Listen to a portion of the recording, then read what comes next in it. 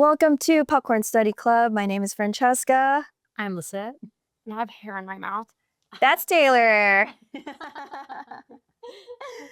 And we have a very special episode today. We are casting our Oscar ballots for this, whichever year it is, of the Academy Awards. Casting them today, we're going to be looking back at some of the history of the Oscars, some memorable moments. Yeah, just kind of share our thoughts on this year's contestants, on the race for trophies. Or the race for, what does Timothy Chalamet say? For greatness. The race to greatness. Yeah, he's totally pretentious. But I respect it. Can I just say, you guys look great? We dressed up to go cast our ballots. We're at the Oscars. Exactly. The pre-Oscars. I put this dress on forgetting that I had spilled champagne on it previously, so pay no attention to any champagne stain. This was the best option still. You're wearing a beautiful dress. Thank you. Courtesy of Goodwill, baby. I was my friend's date to the Creative Emmys when he was nominated. So, special dress for me. It's like when the fires were happening in LA and I had to like pack an evacuation bag because of where I was. This was in my evacuation bag because to me it was like, this dress holds so many memories and champagne. So I was like, I gotta take it. Any updates since the last time we saw each other? We went to go watch a Ducks game. Yes. In person. Yes. They did not win. No. That's why I was seeing her reaction. As you can hear from Taylor's reactions, we did not win. We had a great time though. We did. With nachos. Yeah, Taylor was sad. Well, it's just like they were on an 8 home game winning streak. And then I show up and they just decide to like, no.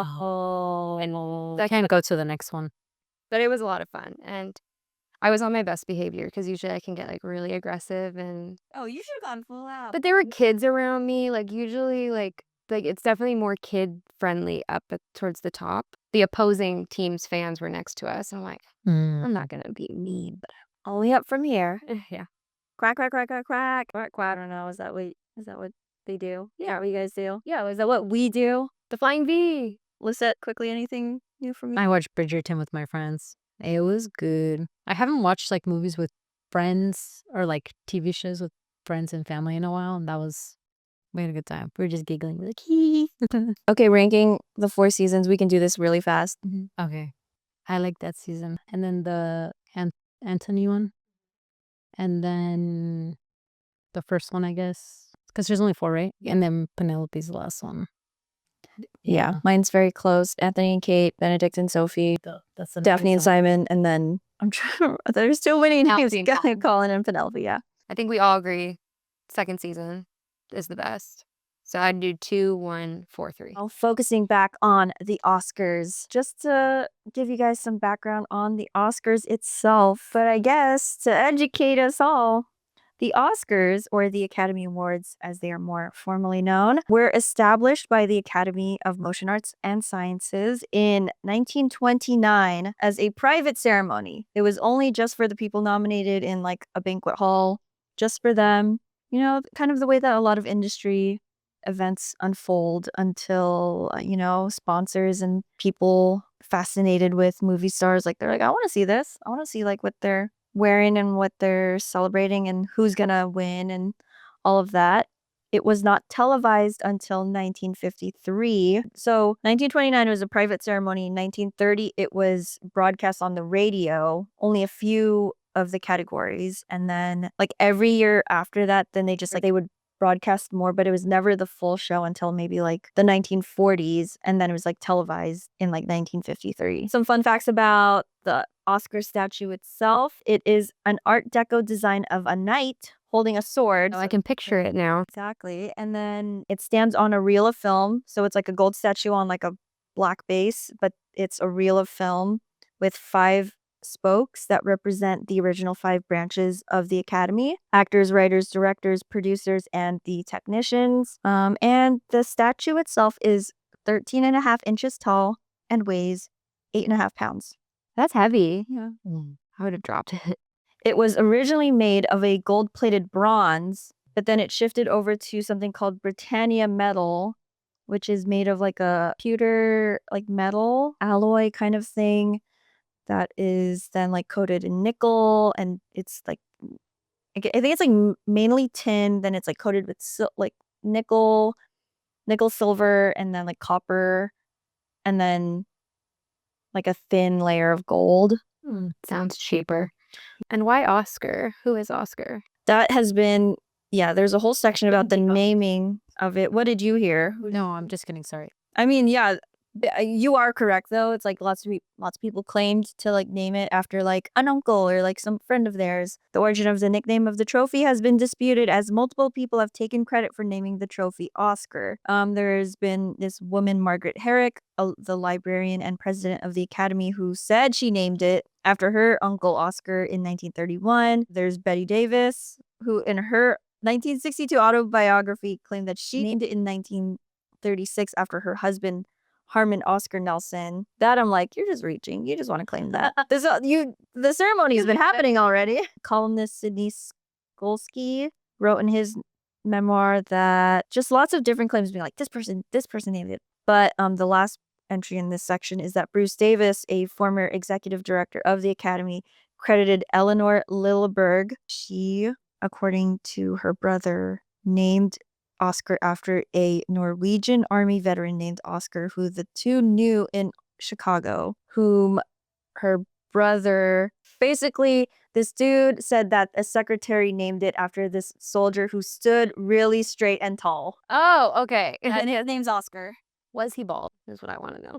I feel like it'd be hard to replicate the hairline on a thing every year. Oh, but then going back to the material of the statue, in World War II, there was a metal shortage. The Oscars were made out of painted plaster for 3 years. And then after the war, the Academy invited recipients to redeem the plaster figures for gold-plated metal ones. Those would probably be worth so much because there was only 3 of them, or 3 years that they did them. There's a whole thing also about like selling the awards. You're not supposed to do that. I get it.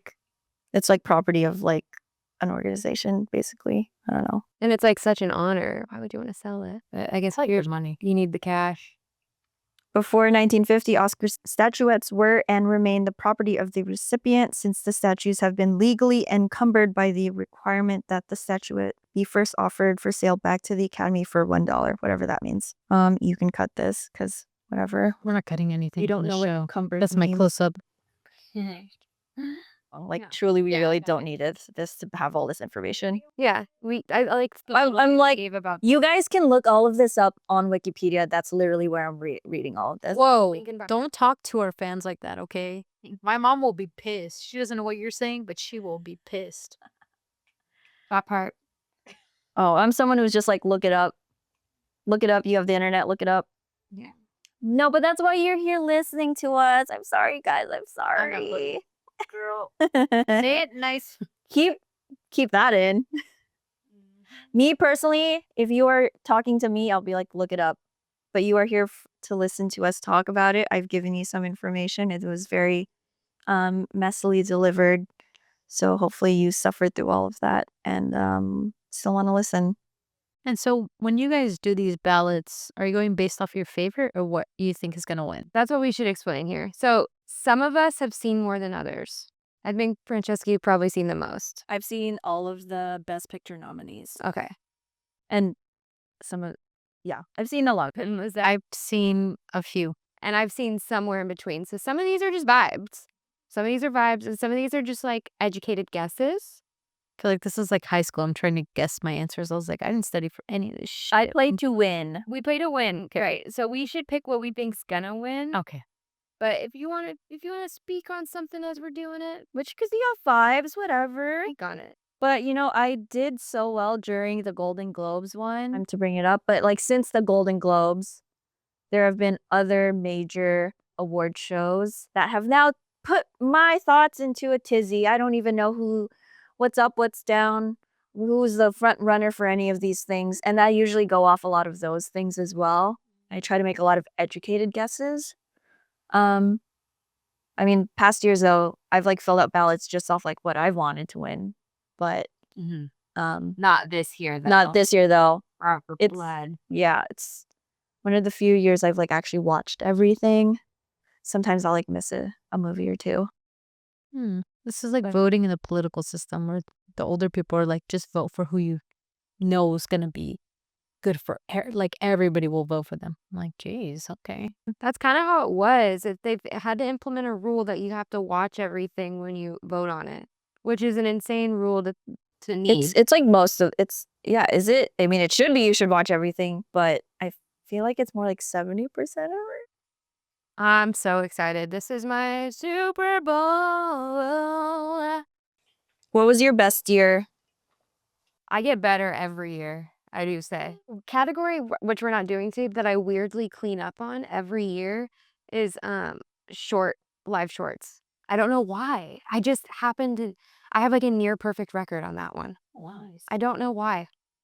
I think it's just because, and half the time I watch them because they use full, they put them all together. Yeah. But sometimes just based off the synopsis, I was like, oh yeah, that's it. Yeah. That's the one. Anyway, Okay. start with actor in leading role. We have Timothy Chalamet. I always do that.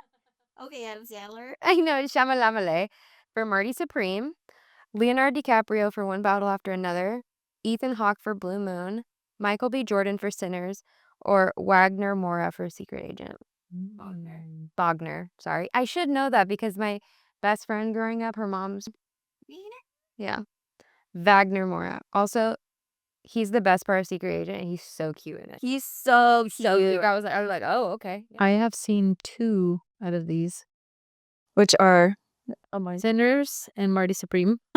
man, okay, this is so tough because going into the season, I was like Timothy, because he's Timothée. It is a very competitive category this year. I mean, they're all so competitive. Like, it hasn't been a clear winner this whole season.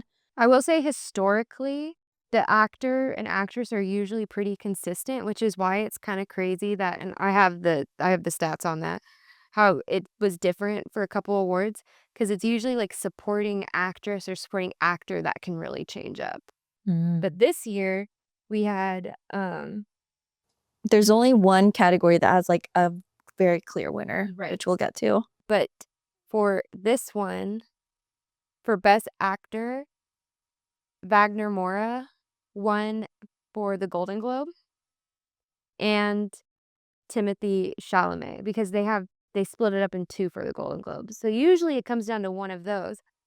Then at the BAFTAs, it went to Robert Aramayo for I Swear. Yeah. And he is not nominated for Best Actor. And that's the first time that's happened since 2001 where the winner of the BAFTA wasn't nominated. And that's when Jamie Bell won for Billy Elliot.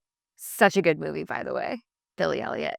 So for actor in a leading role, I weirdly think it could be Ethan Hawke for Blue Moon. I don't think there's any consistency with this category. So I think it could be another weird, like, okay, we're gonna, like, we'll vote for him for this one. The way they vote is a ranked system, though. So, like, it is, like, it is always a numbers thing, I guess, but it is, like, they could split, like, Timothy and Michael B. Jordan could, like, split a lot of the votes. Right. And then go to the third. Yeah. But I think Leo would be the third in that situation. Or actually, no, I really want Wagner to. Yeah, like he's my dark horse. I feel like I'm like, maybe he could win because he's won. Like, he won the Golden Globe. He's won the Golden Globe. Did he win it for anything else that wasn't like these big 4? And he is the best part of that movie. Like, there's a reason. He's leading it. But I don't know. I feel like because Michael B. Jordan winning so recently with the Actors Award, and he will be his peers are voting for this. I think the twin aspect is also is now. I think now when it comes down to it, people are now being like, okay, oh, he is playing 2 roles. So I think the twin aspect is now like finally like getting people, because now Timmy hasn't like really been winning. So now they're like, Michael B. Jordan did play 2 roles in that movie, and they were distinguishable, and he really like put in that work. Like was like talking about like his like the dimples and everything. I'm like, okay, now if I were voting, I'm now leaning towards Michael. I want to also just point out, I've seen all these but Blue Moon, and I still am leaning towards Ethan Hawke. Which is crazy. I know. I'm locking in Ethan Hawke for me. I know that's a risk. The rest of mine aren't going to be as risky. That's fun. That's a fun way to start that. Yeah, we're just like going for it. And it's also too, historically, a lot of people vote for the Oscar of like, it's their time. Right. They've been nominated a lot, and Ethan Hawke's been nominated a lot. Leonardo DiCaprio finally did win already. So, I think Michael B. Jordan and Timothy Chalamet, there's just none of them are so standout to me. That's why I think I'm going Ethan Hawke. I think it's gonna be a weird surprise. I mean, I am looking at my phone and I am seeing I always kind of want to see like the anonymous survey, and I literally the first post was, at least for a lead actor, they have Timmy, because I think but also it is his time. Like, he's been putting out leading role, nominated for a bunch. He was too young, but now he's like, I don't know. I think because he and Michael B. Jordan also executive produced their movies too, it is like it's that much more personal. Right. Right? Did Michael B. Jordan executive produce? He had to, right? I think he did. Oh, I don't know. What are you thinking? I'm thinking Ethan Hawke. I just saw his name and I was like, that seems right. I don't know why. I don't know. Shoot. But I've only seen 2, so I don't really know. Shoot. You know what? But if it was between the 2 that I saw personally, how I would vote, like, who I like performance-wise more, I like Marty Supreme more, but I love Michael B. Jordan. Right. But based off vibes, I mean, I haven't seen the other one, so I'm gonna vote Ethan Hawke. Okay, so yeah, speaking purely as like a performance as the lead actor of the film, I'm gonna go with Timmy. Okay. We can cut out everything I said before, but like that is my clean one bite if you were doing it that way. Ooh, All okay. right, locking in our first one. Great. Oh gosh. Okay. Now we have actor in a supporting role. We have Benicio del Toro in One Battle After Another, Jacob Elordi for Frankenstein, Delroy Lindo for Sinners, Sean Penn for One Battle After Another, and Stellan Skarsgård for Sentimental Value. Polymarket has Timothy Chalamet with 55% odds, Michael B. Jordan with 34%, all the way at the end, Ethan Hawke with 2. But I'm holding on to my guy. Okay, I'm telling you, it's his time. Oh, shit. If it No, just kidding. if Blue Moon was a popular movie, You think it would go to him potentially? yeah. Actor in a supporting role. Do we want to know? For Golden Globes, it went to Elordi, right? No, Stellan Skarsgård for Sentimental Value. Then at the BAFTAs, it went to Sean Penn for One Battle After the Other. For SAG Awards, it went to Sean Penn, One Battle After the Other. And then the Spirit Awards, they do acting in general. So those went to 2 women. So I'll talk about those when we get to the supporting and best actress. I'm gonna go Sean Penn because that was my vote during the Golden Globes. Yeah. He just was a menace in One Battle After Another, and I was pleasantly surprised when Stellan won. Mm-hmm. But I do think Sean has it. As much as I love is it A Few Little Beers? Oh, because I think he's the best part of the movie.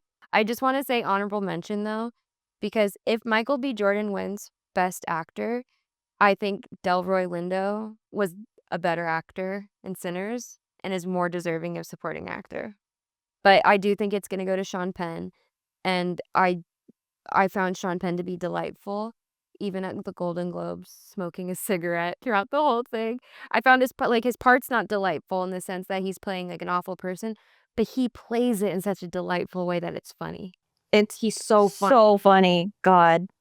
He's should watch it. He's a white like nationalist in the Oh. movie, but he's so like It's ridiculous. it's ridiculous. I will also say Sean Penn. Great. Not that I'm copying off anybody. Okay, that's all right.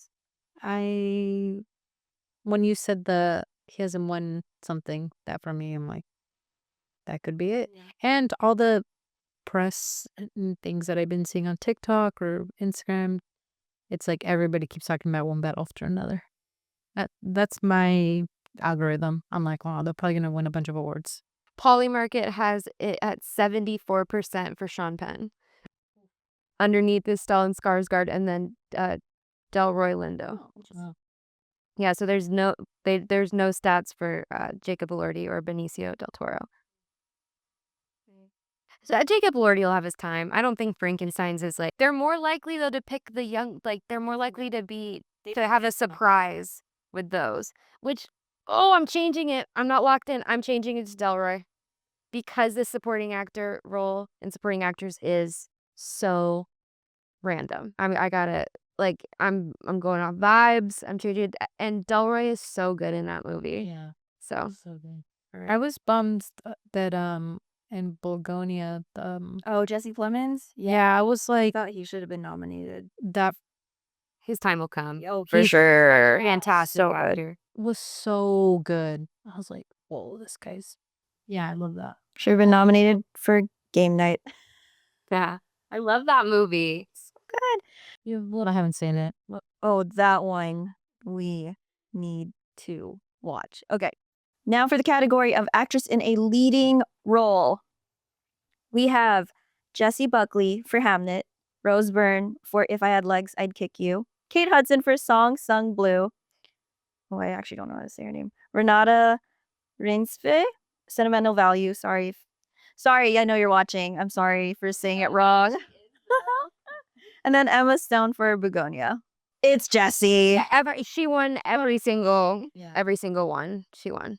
But I mean, as our girl Regina says, and would also, if she were here, she'd be saying Rose Byrne, and I would agree with her. Rose Byrne did win for the comedy musical category at the Golden Globes. And she won At the Spirit? Best Lead Performance at the Spirit. But here's the thing about Spirit Awards, which I feel like you'll really appreciate and love, is nominations for the Spirit Awards have to be movies under a certain budget.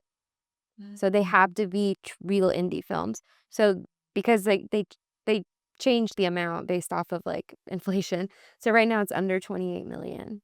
If a movie's under 28 million, it's eligible to be nominated. So Rose Byrne won for this, but Jessie Buckley couldn't be nominated for it. Obviously, I'm going Jessie Buckley. Her performance in Hamnet is fantastic. Very good. Very good. Very, like, when Hamnet dies and she screams when she's talking about Brittany Broski again. Was that on camera the other time? When she's talking about like the scene where she swings at Paul Mescal, like she's like straight up just like swings at him. It's like such a powerful scene. She's like also like kicking up her legs and like being swung around. I'm like, she is in it. And it was like so devastating to watch. But I mean, like Rose Byrne is also so incredible. And then Renata is also just so good in a Scandinavian like way of acting. I don't know why I said that. Have you seen those? You've been watching the SNL skits. Oh, yeah. They do like these. They've been doing these skits about like Scandinavian like filmmaking where it's just like family trauma. Just so like, well, I'm not going to be talking to our father. And it's like, and then they cut and like, oh my god, that was such a good scene. We're having so much fun. It's like, and then like cutting back and it's just like serious acting with like all the things of their culture. What else has she been in? She was in The Worst Person in the World. She's like works with that director a lot. All right. So also going Jessie. Yes. And she is predicted to win with a 97% chance on Polymarket. Wow. We should be putting money on these. Like, come on. I mean, We should be like, I told Regina she can clean out. Yeah. we should put We money. should. We should put $10. Why not? We should. Yeah. Buddy. All right, let's do it. And then it just goes to Regina. Who cares? If she gets $10. No, I'm covered for that. Oh, we should. I thought you meant. Oh. I thought you meant like in the market. I'm like, we should just. No, we'll just have betting. Yeah. Let's do it at our party. Confident. All right. Our next category is actress in a supporting role. Elle Fanning in Sentimental Value. Inga Ibsdottir Liljas, Sentimental Value. Amy Madigan, Weapons. Wunmi Mosaku, Sinners. And Tiana Taylor for One Battle After Another. Right, so this went to Tiana at the Golden Globes, and it went to Amy at the BAFTAs it went to Wunmi, and then at the Spirit and SAG, it went to Amy. was it the Spirit or it went to at the SAG for supporting. No, it went to Naomi Aki at Sorry Baby. I'm going Amy Madigan. She was also my choice for the Golden Globes. But gosh, I mean, it's like Wunmi and Tiana, very important for their movies. I also do factor in a lot of like what the actual role was. Yeah, this one's a tough one. This is another one that's always a toss-up. Shit. I'll tell you now, I don't think it's Elle or Inga. No. It's between Amy, Wunmi, and Tiana. I'm scared. Oh, I don't know. I put in Tiana You did Tiana? I went big Amy. because I don't know. I just saw a lot of stuff on One Battle After Another. So I thought she was the weakest part of the movie, like for the acting too. But I found her character to be just like also written really annoying. the daughter? No, the mom. I don't know. Okay. Then you know what? If you're doing Tiana and you're doing Amy, then I'm gonna do Wunmi. There you go. We're gonna split the difference here. And let's see what Polymarket has it at. Ooh, this is the closest race yet with 46%, but it's gone down a little bit. They have Amy Madigan. Then at 30% Tiana Taylor, and at 21% Wunmi Masaku. I think she's great in it, so I am picking her because she was great in it already, but I think it might also be like a legacy, like it's her time. Right. Award. For Amy. Yeah.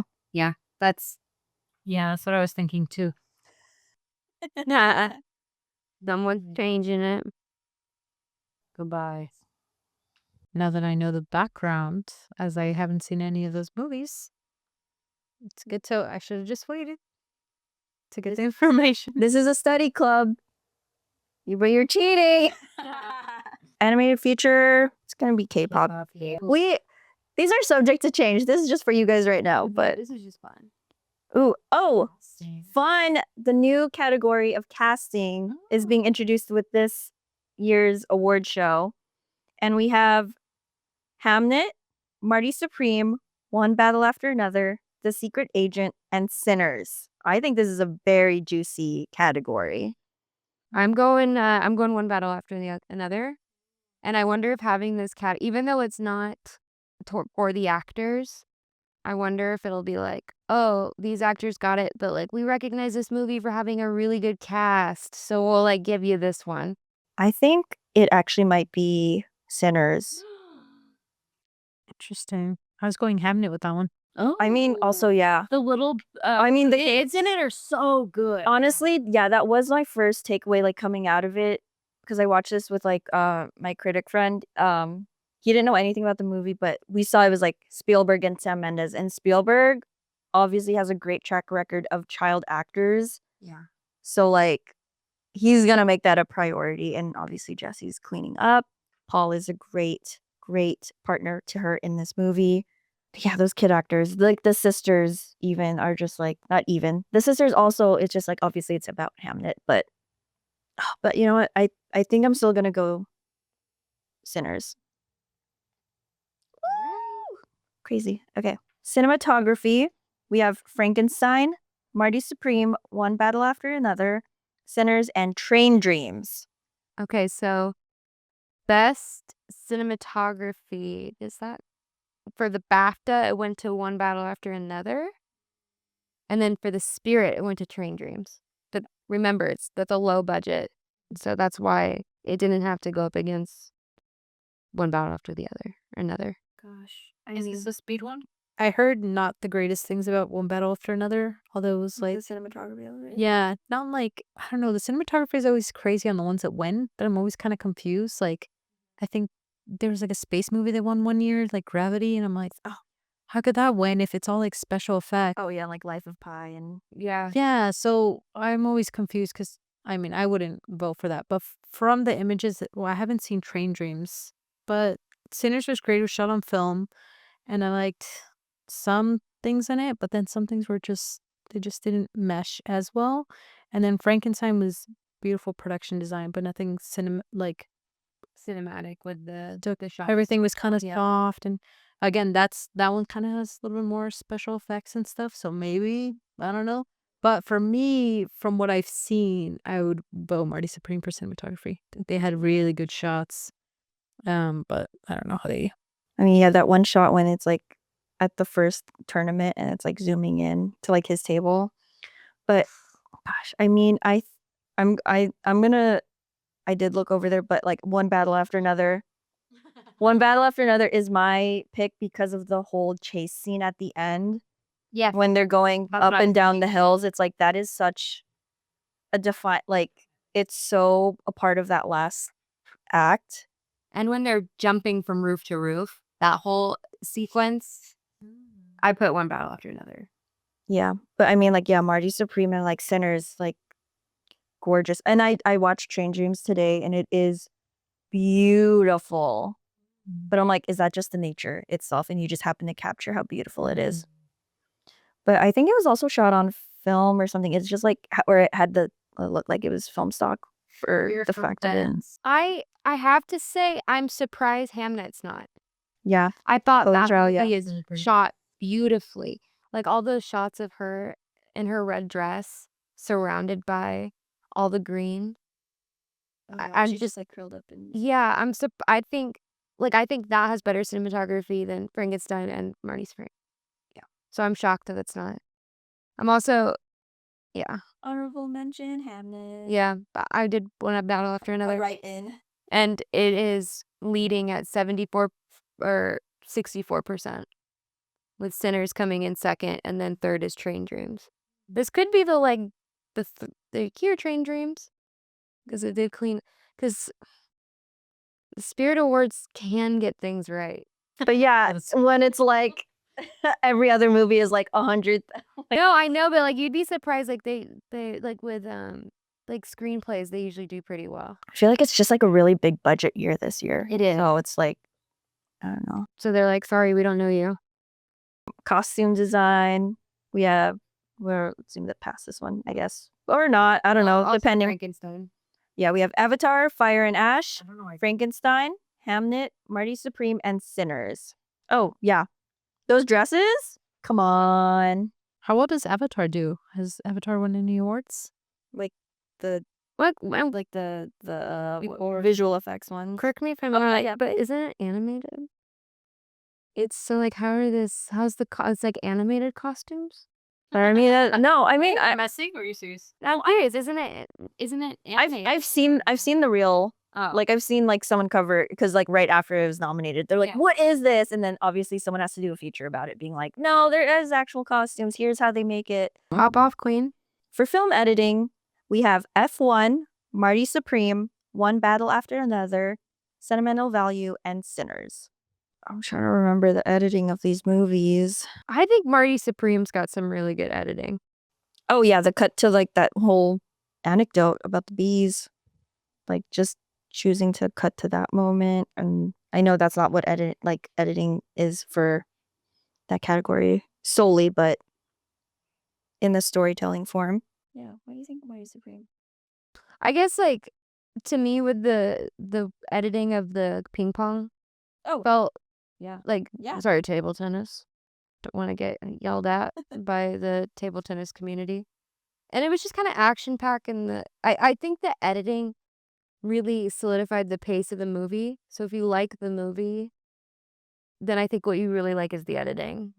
Yeah. So Honestly, yeah, you said that and I was like, oh wait, it's a Safdie movie. Like yeah. it was such a big reason why Uncut Gems was so good and good time and all of that. Any thoughts? I was gonna say, are the ones that when editing heavily edited? I guess this is the trauma from cinematography where I'm like, I mean, I get that it's a green screen, but Because like I didn't watch F1, but I can only imagine that that one had a lot of editing. But one battle after another, I mean, I don't know. I didn't watch it. I would say that's probably more like visual effects for F1. Okay, that type is. I was putting Marty Supreme, but that's what I was kind of hesitant on. Right. I think that was like Marty Supreme and F1 and maybe just those two. It is like very much like the actual like editing of it is very action driven. Whereas like one battle after another, Sinners are more like story driven to like yeah, because there's like technical editing and like the creative editing. Yeah. Because they say a lot of the time that like the movie's made in the edit. Oh, I don't know. I put Marty. Yeah, that's a good. I'd put Marty. Yeah, I'll go with Marty. Solid. One battle after another is favored. Leading with 74%. And then it's F1 and then Sinners. Oh, I kind of wanted to go F1. Oh. Do you want to change it? It's like, did you end up watching it? No, I just can't get myself to. Every racing movie I've ever watched, I've been thoroughly like pleased with and like enjoyed. So yeah, like Rush, Ford versus Ferrari, this like F1, like I don't know. I don't follow this like the sport of racing at all, any of the like NASCAR or F1 or anything, but like yeah, the psychology of the drivers is like and just the cinematic thing of driving a car and like being in that POV, driving around the track, like following it all, like it's just you can't help but want to make a movie about it, I guess. Oh, I don't know. To be different, I'll go F1. Okay. All right. I don't try to be a contrarian voter, but I mean like F1, I don't know. I feel like they want to give F1 something. Yeah. That's probably where my vote lies in.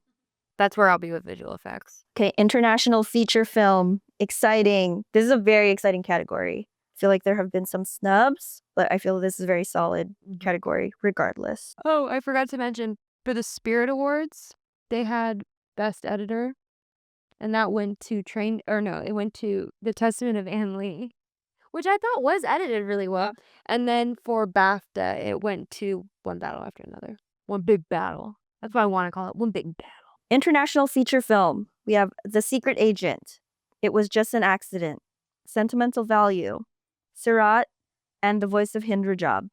I mean, I love The Secret Agent, but I feel like Sentimental Value will not win and like a lot of their other categories. And I feel like it's I just put it down. a sentimental value. Yeah, I feel like they want to, but also like what else is The Secret Agent going to win? Oh, and I think The Secret Agent won a lot of other international categories at other award shows. It won every one on my list. Except for maybe, well, the Brits doesn't count because that's their territory. Yeah. I'm gonna go with The Secret Agent. I'm going with Secret Agent as well. I'm going with Sentimental Value. Stick with it. Which Because must be the second one. I heard it was good. It is really good. It's actually favored on Polymarket to win, which is crazy to me because it won. It did like It hasn't won, yeah. the Secret Agents won every single one, but it's predicted to win at 65%. Oh wow. And Secret Agent at 23%. Let me scan real fast if Secret Agent has anything else. Had Best Picture. That's a good nomination. Probably won't be winning, but You know what though? Sometimes it's the people that watch the least that win the most. Yeah. So I've been to parties like that. I'm like, what? I did the work. I did my homework. Damn it. Okay. Makeup and hairstyling, Frankenstein, Kokuho, Sinners, The Smashing Machine, and The Ugly Stepsister. I really wanted to watch The Ugly Stepsister, so I'm glad they got nominated for something. For me, it's between that and Frankenstein. I know that's actually the one I was looking at too, Frankenstein. It's but Sinners has really good. Well, I guess it's not. I guess they had better costumes, in which I didn't pick. But I'm gonna go Frankenstein just because like the actual makeup that they put on Jacob Elordi is so impressive. They did a lot of promo showing it off too. Yeah, I just feel like more people also watch Frankenstein. They should be watching it all, but Yeah, it's easy when they're on Netflix. Yeah. Okay, music, original score. We have Jerskin Fendrix for Begonia, Alexandre Desplat, Frankenstein, Max Richter, Hamnet, Johnny Greenwood, One Battle After Another, Ludwig Göransson, Sinners. I mean, just based on that name alone. I put Sinners. Sinners. Yeah. I mean, he's made a lot of fantastic music, Really? pop music, and I mean, that movie is music. is the producer working with everyone. But gosh, like the One Battle After Another score, really good. Surprised that the Marty Supreme one wasn't nominated. Yeah, I'm kind of surprised too. And Max Richter, I think he was cheating because he just used one of his songs that everyone uses it for like a really freaking sad moment in the movie. Literally just ended the movie with the Arrival song. And you're like, hello? Why? Oh, he did Arrival? Yeah. The really sad song. Yeah. We have that in our cafe playlist. And like when it starts playing, I'm like, is someone I know about to die right now? Like, this is so sad. Cinders. Music, original song.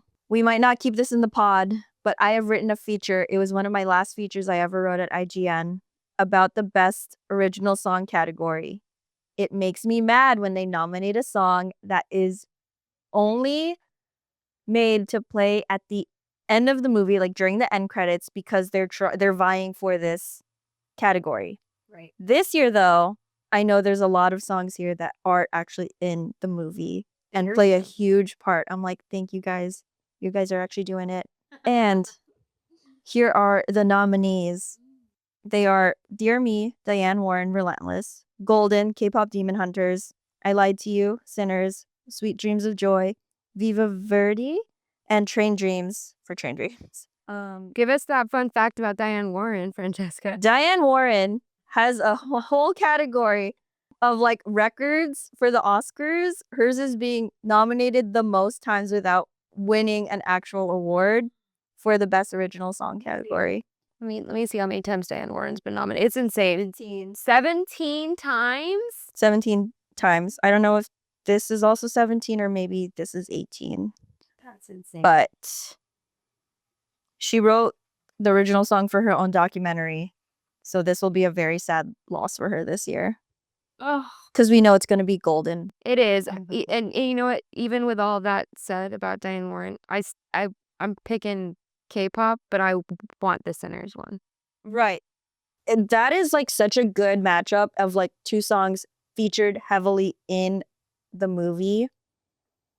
Like that's like those are just good options, but I mean like it is undeniable. Which one's the I Lied to You song? At what point does it play in the movie? I actually don't remember which one that is. I like the Irish song one. Right. A lot of people are like, yeah. But that one exists already. Yeah. That one's a... Is I Lied to You the one he sings in That song? That was such a great moment, though. It's a great moment. But I can't remember the music. Yeah, I guess that's a good point. But the golden one I can think of for sure. But anyways, that's like... And that's predicted to win with 93%. Damn. I'm learning. I've never done this before. Feel like I'm back in school. All right. For production design, we have Frankenstein, Hamnet, Marty Supreme, One Battle After Another, and Sinners. Okay, what exactly is production design? Is it like the set design, right? Set design. Okay. I'm like envisioning. And like the world of it. I'm going to write in Wuthering Heights. I'm jetting. That's for next. Wuthering Heights. Oh, so good. Production design was really good. That one will definitely be nominated, I think, for production design next year. I'm going Frankenstein or Marty. I'm going to go Hamnet. This is where I feel like I'm surprised it wasn't nominated for cinematography. That maybe this will get its moment. I'm putting Frankenstein. There were some really cool setups and like... I mean, like, yeah, everything so cool. Built time. The little props that they had for everything. But I'm like, but Marty, it felt biographical. Or like, I don't know, it felt like every place they were in, London or like Japan, when they're like in that arena, like in the apartments, like the hotels, like every room felt real. and like I felt like I was there. Yeah, I'm gonna go Marty. Yeah. So, they think 90% Frankenstein. That's me just being a dreamer. Pick it. I'll pick for you. I'm gonna go Frankenstein. In my heart, though, I feel like Marty Supreme has the better one, but I'm playing to win. I'm playing to win. Frankenstein. It does feel like I did cheat, though, seeing that, but you know, it was my second pick. All right, for sound, we have F1, Frankenstein, One Battle After Another, Sinners, and Surratt. I didn't watch Surratt. I know it's a movie that features music a lot, though, so I've heard bad things. story-wise, yeah. I put F1. I think F1 as well. All the Yeah. sound design of all of that. Oh yeah, they removed sound design a while ago, right? Okay. F1 is predicted at 85%. Even knowing that, though, I'm gonna do One Battle After Another, just because of those like chase scenes. Yeah. I just think people are like, F1? Yeah. Huh? Her? Visual effects. Avatar, Fire and Ash, F1, Jurassic World Rebirth, The Lost Bus, and Sinners. This is where I'm gonna go F1. I think everyone's sick of Avatar. I know I am. I put Avatar. He wins them, doesn't he? I don't know. Yeah, he does. He does that, and he also likes to go in his little submarine. Let's look for the Titanic. What are the markets saying? F1's Oh! with or no, I'm sorry, Avatar with 92%. Yeah, I'm like trying to remember like what visual effects there are in F1. They strapped those cameras like in there, like actually like That's crazy. they really partnered with like the F1 organization. Like Lewis Hamilton's like an EP on it. Like he is like we're making this real. Whoa. Okay, writing. Adapted screenplay. We have Begonia, Frankenstein, Hamnet, One Battle After Another, and Train Dreams. This is okay. First of all, just want to say side note, adapted and specifically original, but also adapted. These are my favorite categories of the night. These two, to me, are what the best movies are. Hands down. Hands down. Best movies are the best screenplays. So my theory is because of what I think will win Best Picture, I think we'll see a toss to another movie here. So I'm going to go with, I'm between Hamnet and One Battle After Another. I think One Battle. I think the narrative of like this took him so long to make is just too powerful. The Golden Globe went to, so they don't always split them up. So for Golden Globe, it was just screenplay. And it went to One Battle After Another. The BAFTA for adapted, it went to One Battle After Another. And then for Spirit, it went to Sorry Baby. So not relevant for this. But Glad Sorry Baby won. Yeah. Or something. Yeah. Gotten recognized. yeah. I'm gonna go One Battle After Another. Thoughts, Lisette? I haven't seen One Battle After Another. But I just kind of answered really quick because I was like, I want Begonia to win something. So I put it down. But now I'm like, oh, fuck, I wasn't. Yeah. I feel a little conflicted between One Battle and After Another. Maybe Hamnet. So I don't know if I don't know. I'm just going to keep Begonia because I don't want to change it anymore. All right, I like it. All right. For writing, original screenplay. This is the best category, hands down. Hands down, best category. Read them off to us. All right. Blue Moon, It Was Just an Accident, Marty Supreme, Sentimental Value, or Sinners. Sinners is my answer as well. Yeah, I'll go Sinners. That one did win the BAFTA for Best Original Screenplay. And it is predicted to win Best Original. Oh yeah, I see Sentimental Value is next at 2%, and that was going to be my next choice. Was it? Yeah. I think they just really nail the themes of daughters who fight with their dads. The writing screenplay, original screenplay, is definitely the award that I fantasize about. I'm like, yeah, what would I say? That's the one I want to win. I don't care about any of the others. That's the one I want. That to me means you like, that just means you've like achieved it. I feel like Marty and Marty Supreme. If I were to get like the best original screenplay, I wouldn't need anything else. It would be like just I had a dream and I accomplished it and I'd be good. That's it. Yeah. And as Marty says, dream big. Okay. All right. We have best directing. Oh yeah, We have Chloe Zhao for Hamnet, Josh Safdie, Marty Supreme, Paul Thomas Anderson for One Battle After Another, Hakeem Trier, actually don't know how to say his name, sorry, Sentimental Value, and Ryan Coogler, Sinners.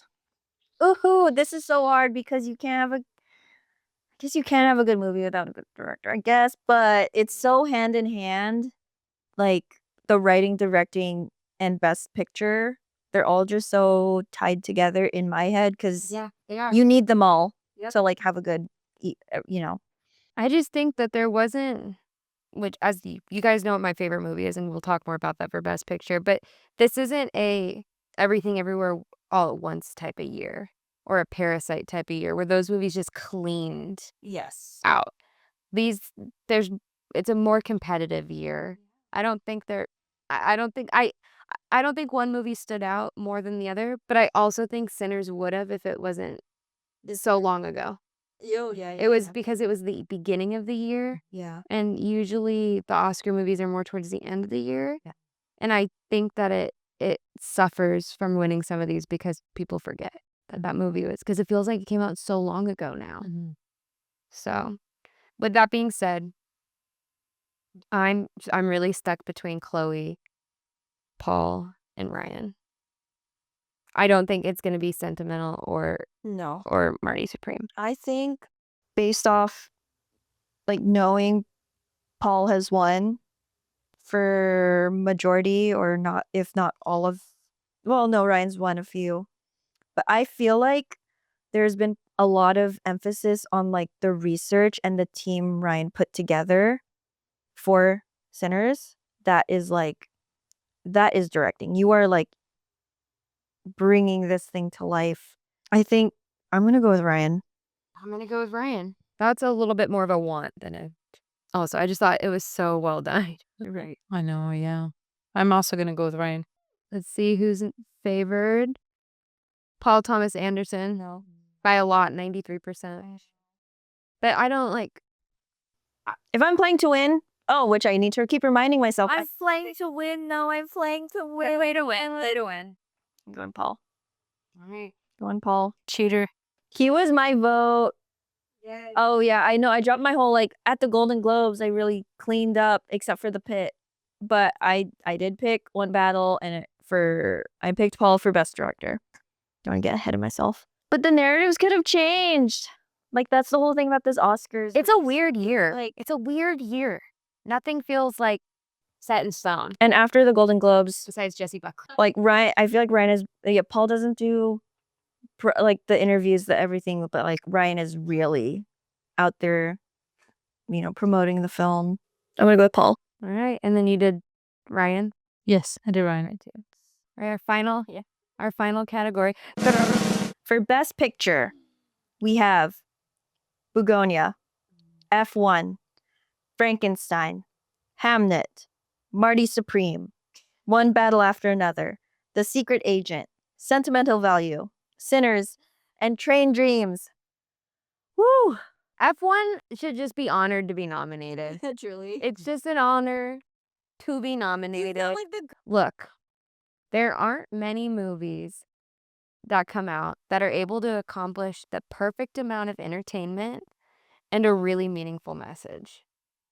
That they can package something so wonderful that anyone can watch and enjoy. It's not a movie for movie lovers only. It's not a movie for just your app. Like when you think about going to the movies, to get people to go to a movie that aren't movie people is such an accomplishment. They're taking time out of their day.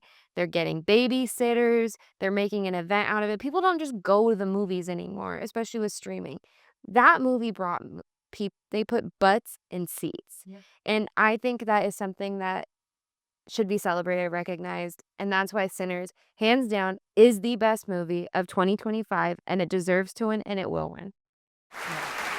Thank you. Thank you.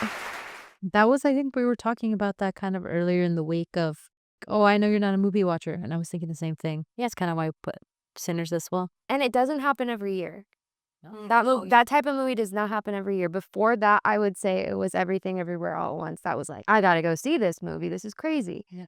I will say Sinners is a horror film. As much, I know it is so many things beyond it. It is a horror film. A period piece. People don't like watching horror. The Academy notoriously does not award horror. I'm like actually like thinking back. I'm like Amy Madigan for Weapons. Yeah. I loved Weapons, but it's a horror movie. Parasite won. Parasite's not a horror movie. I will say that it's not a horror. I consider it a horror. I consider it a type of horror. I consider it like a black comedy, actually. Okay. Thriller. Not even thriller. I don't See, know. thriller I would put closer to horror then. Right. So- Yeah. And then also Silence of the Lambs. Very rare though. It's very rare. Silence of the Lambs did sweep though, which is, I mean, it could be a Sinner's year. I could look back at this and be like, she was wrong. But having worked on, in the entertainment news side of things, there have been years where it's like, oh, like so many things should have been nominated. Like Toni Collette, your girl Toni Collette snubbed so hard for Best Actress for Hereditary. I didn't think that was a snub. It wasn't my. I love Toni, but I didn't love that movie. What about her performance though? Because I didn't care that Hereditary wasn't nominated. Because to me, like a good performance still needs a good story to back that performance, and I just. Okay. Oh. She was snubbed at the Golden Globes in 1994 for Muriel's Wedding, though. I will say that. So I just really felt like I had a Kelly Osbourne moment. I was like, oh, actually no. I thought I was gonna have you on my side. I am biased. I am biased. Not. Okay, I will say this: if she was nominated for it that year, I would have voted for her because I just love her. But I'm not shocked that she wasn't nominated. Okay. I'll say that. Gotcha. I love you, Toni. We love you. Yeah, sorry to start off my whole thing about being like why Sinners. I don't think Sinners will win. I loved Sinners. It's so inventive. It's so creative. That's what she's saying? Yeah. You're saying you don't think it's going to She's win? voting against I don't us think it's gonna win. Wow. I think it's gonna be one battle after another. It's just like the safe like choice. Like it's. I mean, I would love to be wrong. Like, I mean, I feel like a lot of my picks are still like what I was thinking at the beginning of the season. Yeah. I obviously haven't been like online as much, following like the trajectory of a lot of these movies, like awards narratives. But I mean, I think it's one battle after another. You're also going Sinners? I'm going Sinners because, as Taylor said, I got people into the movies. I know it was a while ago, but I still think I agree with like the best picture of the year. There's a lot of really good movies this year too. Are the people who were in the theaters voting though? I know. I thought that was another. No, they're not. Back of my head. Yeah. It's like I can so buy the narrative of like the audiences and like how we as viewers felt about the movie, but I do always return to like who's actually voting. So way to make it political. I'm like I have been watching The Golden Globe. It was Hamnet for drama, and then One Battle After Another for comedy/musical. BAFTA. It went. I know. Comedy musical? It's comedy. I would say it's like a dark comedy. everything's a dark comedy. We don't have pure haha comedies anymore, but everything's just like It's a comedy. it's Sean Penn. It's more of a comedy than You think The Bear. Yeah. Not Well, Bear. I think they're both Sean gets nominated for comedy every year. I think The Bear's a comedy, but What? The Bear? yes. I didn't realize you're not supposed to laugh when you watch a comedy. The situational experiences of the characters have more comedic leanings to it. I mean, I don't know. pure comedies, like, they would even get nominated though, right? Like, People aren't making them. but like, if they were, it's not like they'd be nominated. Yeah, I mean, like, Some Like It Hot. It's been a long time. All right, we filled out our ballot. They are locked in. We can change them a little bit, but they're locked in. You've seen us talk through our process, so don't be surprised if we do change them. I'm mainly talking about myself, but I'm nervous. Excited. I want Sinners to win so badly. Maybe I'm taking this too personal. I just hate being wronged by a movie that moves me so much. That's so fair. That's actually very fair. That's why it's like, no, you don't understand, everyone. This deserves it the most. Especially because the world is just like such a bummer. And Yeah. it's just so fun. Stay tuned and see who wins. All right, thanks guys for sitting here and watching us do our ballots. And follow, subscribe, check in, send us who you think is going to win. Yes. For any of these categories. What's your favorite category? Tell me I'm right in the comments about Sinners. That's all I want to see from you. I'm just kidding. All right, thanks guys. I would like to thank AMC A-List. Yes! This was a great year for movies, guys. I think we should just all be so honored. We had so many good things to watch. I'm shaking actually. This is crazy, guys. I never guessed correctly, but you know what? Don't look at this propaganda. Nothing nice. Yeah. I don't know. I also did. I researched. I saw what the markets were saying. Holly Market. She bet. She did her homework. She did her homework. I could have gotten more right, but that's for another thing. No, I'm really glad to have watched this with you guys tonight, and it was really fun. I hope for more good movies in the future. Woo!